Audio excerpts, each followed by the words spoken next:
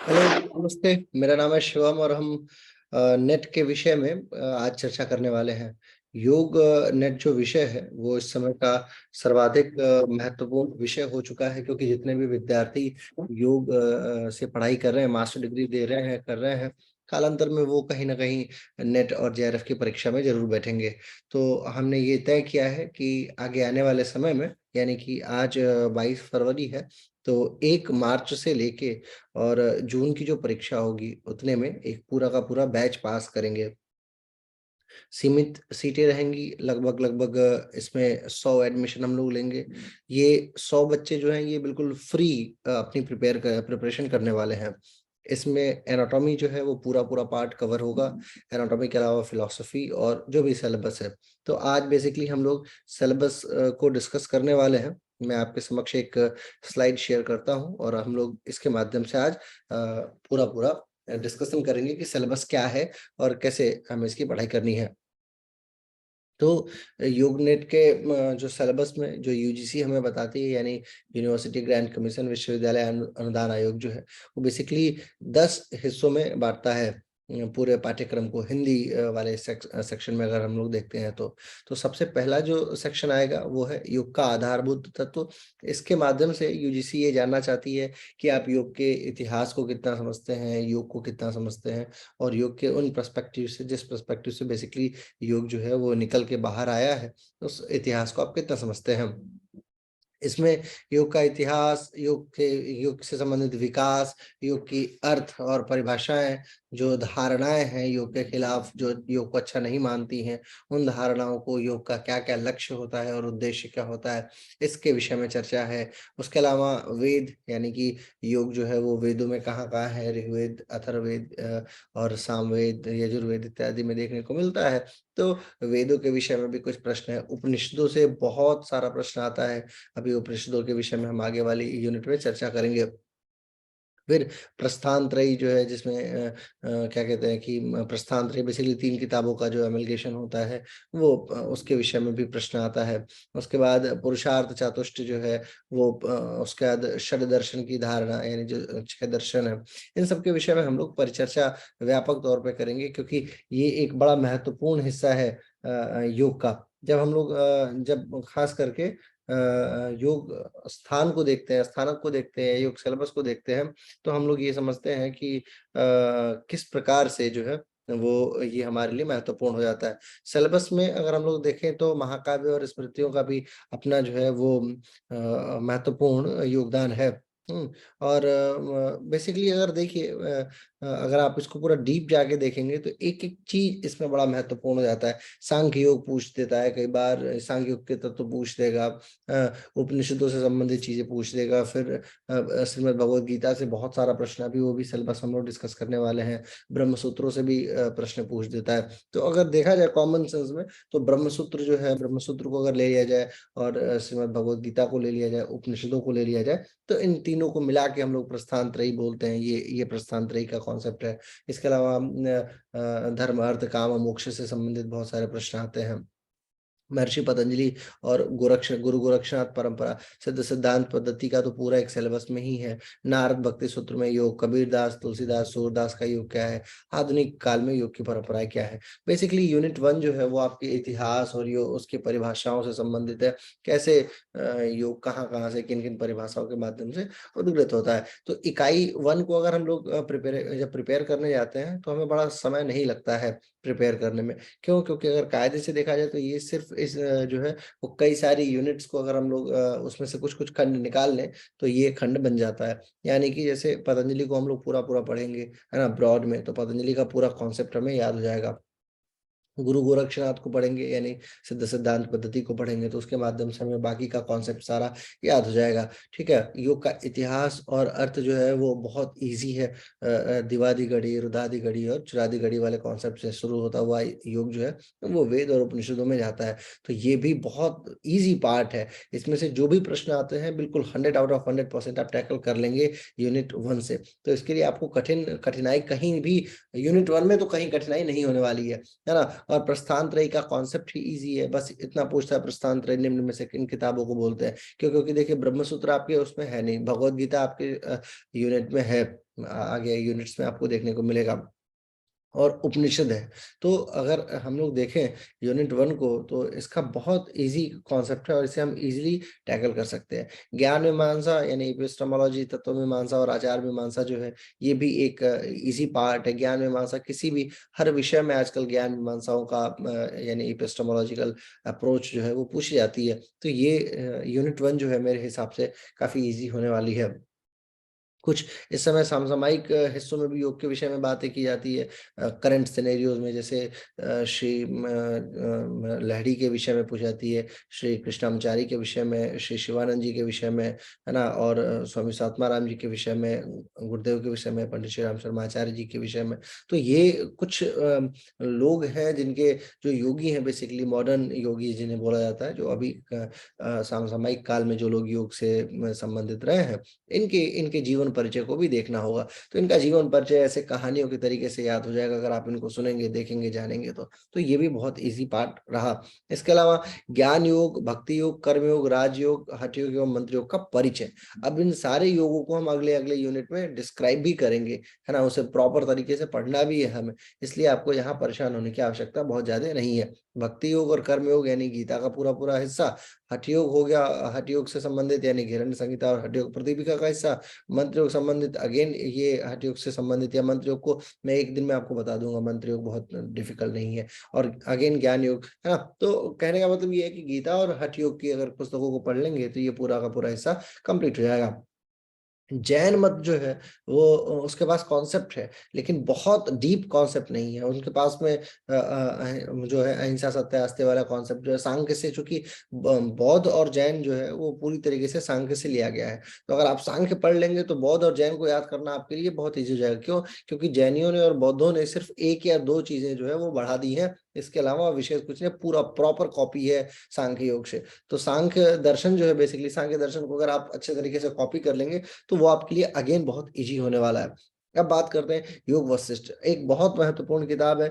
योग वशिष्ठ, वशिष्ठ ऋषि के द्वारा कृत है, रामचरितमानस या भगवान श्री राम के द्वारा दिए जाने वाले जो उनको ज्ञान दी जा रही है उस विषय पे चर्चा है। किताब बहुत मोटी होती है, लेकिन कॉन्सेप्ट इनके में जो दिया हुआ बड़ा क्लियर है कि आदि व्याधि का क्या कॉन्सेप्ट है, यानी आदि मतलब मनोकाय, मनोरोग हो गया, और व्याधि शारीरिक रोग, मनोदैहिक यानी कि साइकोसोमैटिक डिसऑर्डर्स जो है ना, मुक्ति के चार द्वार क्या है, परमानंद की उच्च अवस्था क्या है। तो योग वशिष्ठ भी जो है वो थोड़ा समय लेता है, टाइम टेकिंग है, लेकिन योग वशिष्ठ को भी टैकल किया जा सकता है। सिर्फ भगवत गीता जितना समय लेती है, क्योंकि उनमें हर श्लोक में एक ना एक कॉन्सेप्ट दिया हुआ है भगवान ने, वैसा ही किताब नहीं है योग वशिष्ठ। योग वशिष्ठ में ज्ञान है, लेकिन जो हमें नेट के लिए चाहिए वो उतना उपयोगी है जितना हम 5 से 7 दिन के अंदर कवर अप कर लेने वाले हैं। तो इकाई एक जो है वो समय लेगी करीब करीब 7 से 8 या 8 से 10 दिन। 8 दिन के अंदर अंदर यानी एक हफ्ते में आप यूनिट 1 कवर अप कर सकते हैं। देखिए मैं आपको पूरा प्लान बता रहा हूँ। मार्च अभी मार्च शुरू हो जाएगी, मार्च से लेके जून तक, यानी कि आपके पास में अप्रैल, मई और जून, पूरा मार्च, पूरा अप्रैल, पूरा मई और जून की शुरुआत में मान के चलिए। तो लगभग लगभग 3 महीने आपके पास शुद्ध रूप से बचते हैं, यानी कि डेज कितने हो गए, 90 डेज। तो 90 डेज या 100 डेज की ट्रेनिंग आप मान के चलिए, 100 दिनों में आपको कवर करना है। तो यूनिट 1 को आपने दिया 10 दिन, सारे यूनिट्स को आप 10-10 दिन अगर देंगे तो 10 दिन के हिसाब से 10 यूनिट्स का 100 यूनिट कंप्लीट हो जाएगा। 10 डेज में आपको एक यूनिट खत्म करनी, कोई जल्दबाजी नहीं, बहुत इजीली खत्म हो जाएगा। प्रतिदिन यदि आप 4 घंटे या 5 घंटे की पढ़ाई कर लेते हैं तो वो इनफ होगी। 4 घंटे का मतलब 2 घंटा आप सुबह दे दीजिए और 2 घंटा शाम को दे दीजिए, तो आप प्रॉपर कंप्लीट कर पाएंगे। ये मैं पेपर 2 की बात कर रहा हूँ। पेपर 1 के लिए आपकी अपनी प्रिपरेशन है, वो आप किस प्रकार से पढ़ते हैं, इट्स अप टू यू। लेकिन उसके विषय में भी हम लोग बाद में बात करेंगे कि आखिर क्या है उसको। तो अगर आप 1 घंटा भी दे देते तो उसे क्वालिफाई कर जाएंगे। 50 क्वेश्चनों का समूह होगा, बहुत ज्यादा डिफिकल्टी होती नहीं है उसमें। डेटा इंटरप्रिटेशन उसमें इजीली आप क्वालिफाई कर जाएंगे, और फिर रीजनिंग होती है, रीजनिंग को बहुत आसानी से क्वालिफाई किया जा सकता है। इतना कॉमन सेंस तो हर व्यक्ति के पास है ही है। Common sense is not common, I know, but कोशिश करेंगे आप तो बहुत इजीली प्राप्त कर लेंगे। अब आते हैं इकाई 2 की तरफ। इकाई 2 है बेसिकली उपनिषदों से संबंधित। यही सबसे बड़ा सर का दर्द माना जाता है योग के पूरी थियोरी में।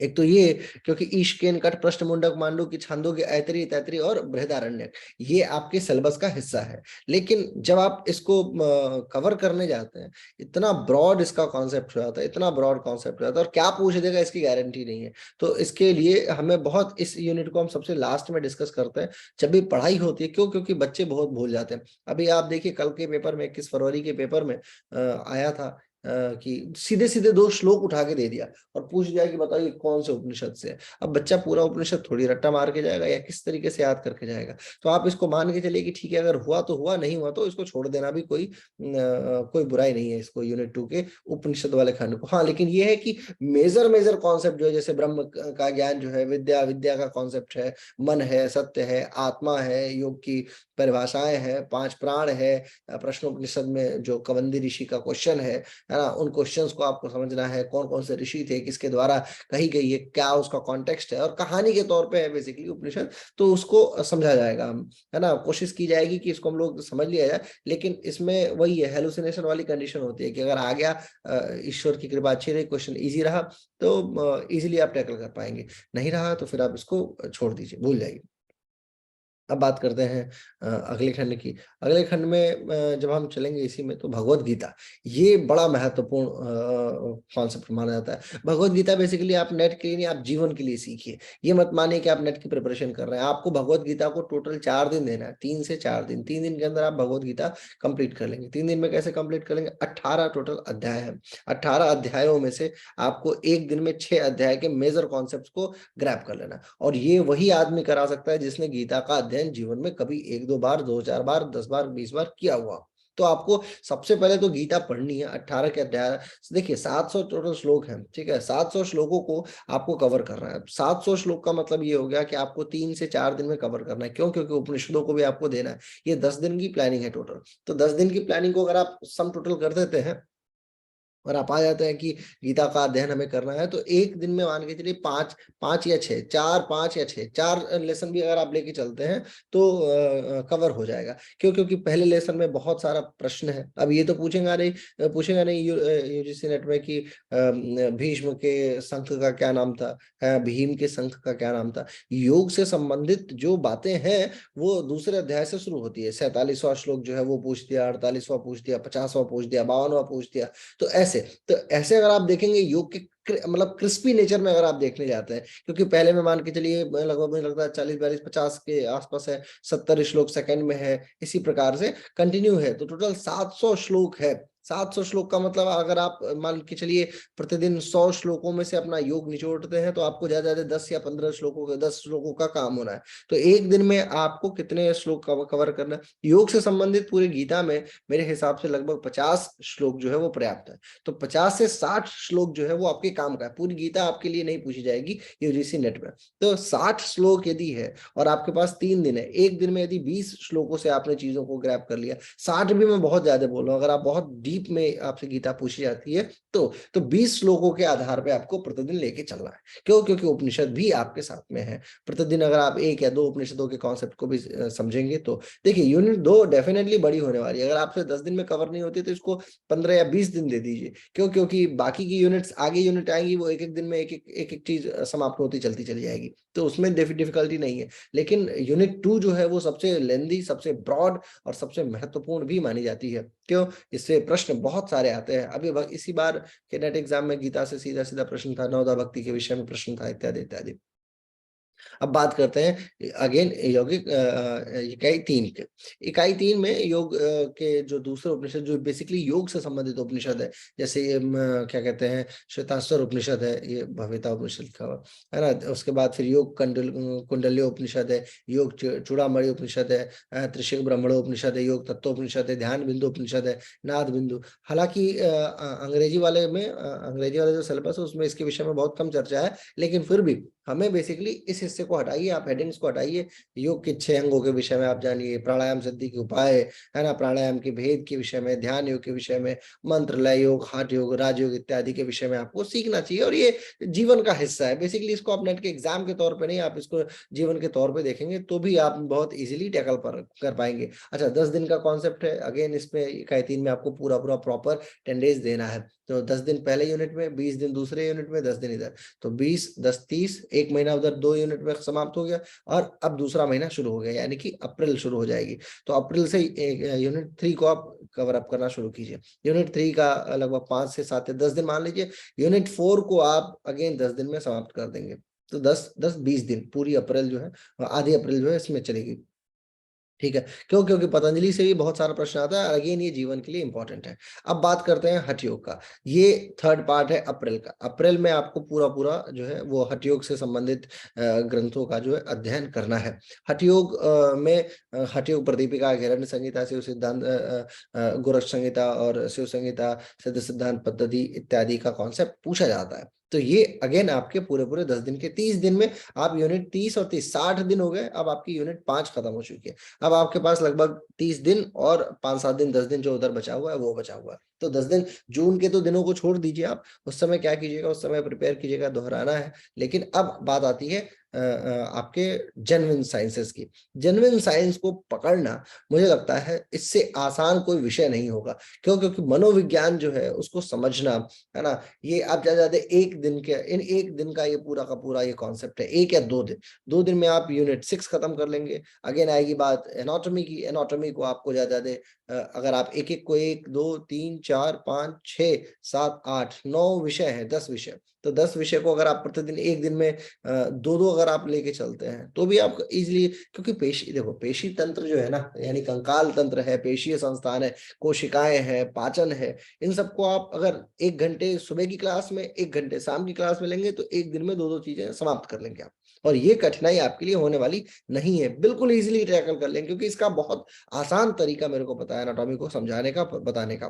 तो मान के चलिए इधर हो गया आपका 1 दिन या 2 दिन, और 5 दिन इसमें ले लिया, 5 2 7 दिन हो गए। 2 दिन इसमें आहार में ले लिया, है ना, 7 2 9 दिन हो गया। अब आगे बात इकाई 7 की।